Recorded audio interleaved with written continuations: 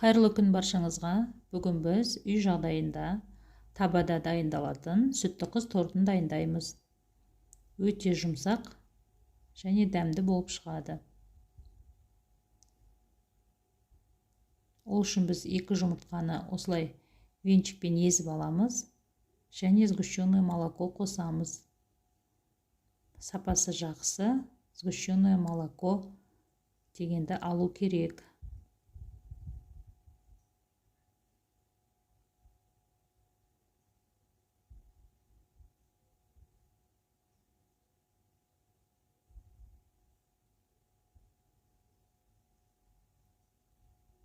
Жақсылап араластырып аламыз.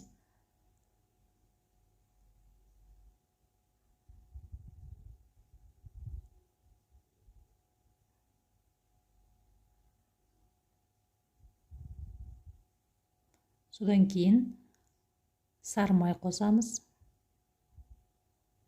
Қанша мөлшерде қосатынын описаниеге жазып қоямын.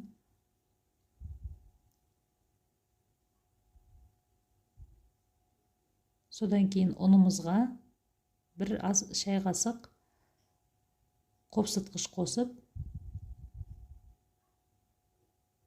електен өткізіп қосамыз.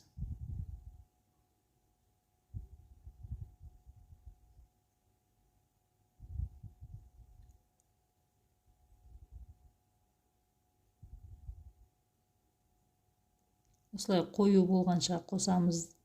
Содан кейін қолмен илейміз.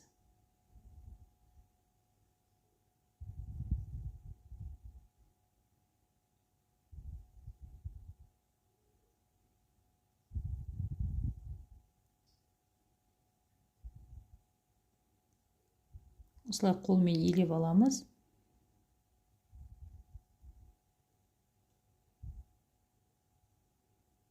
Содан кейін осындай бөліктерге бөліп аламыз.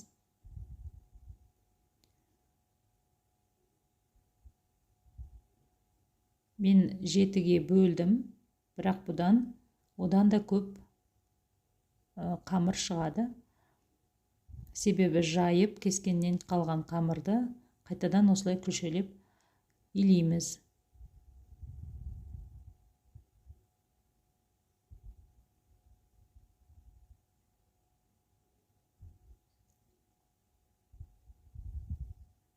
Жұқа етіп жайып аламыз.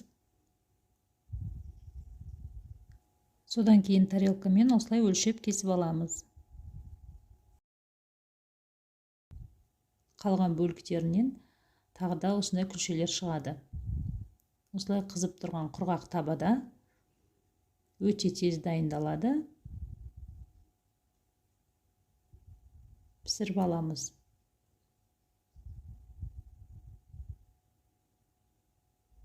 Тез дайын болады. Барлығын осылай пісіріп аламыз. Міне осылай менде 11-12-дей күлше шықты. Жұқа етіп жаямыз. Креміне сливкиді қоюланғанша араластырамыз. Қант ұнтағын қосамыз. Осылай миксермен қоюланғанша араластырамыз. Қатты қою қылмаймыз. Себебі коржымыз жұмсақ болып шығу үшін осындай қоюлық жетеді.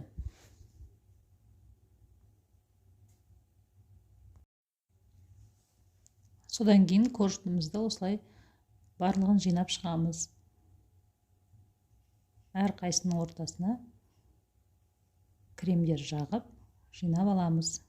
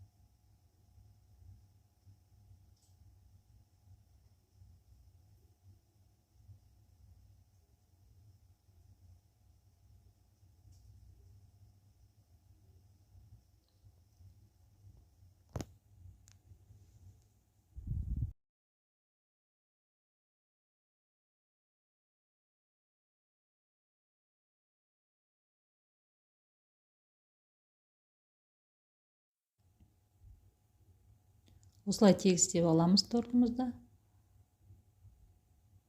Кремнің барлығын жағып тегістеп шығамыз. Содан кейін қалауларыңыз бойынша әрлесеңіздер болады. Жеміс жидекпен немесе мені шоколад алдым. Сосын посыпка септім. Өте дәмді, жұмсақ болып шығады. Жасап көріңіздер. Астарыңыз дәмді болсын.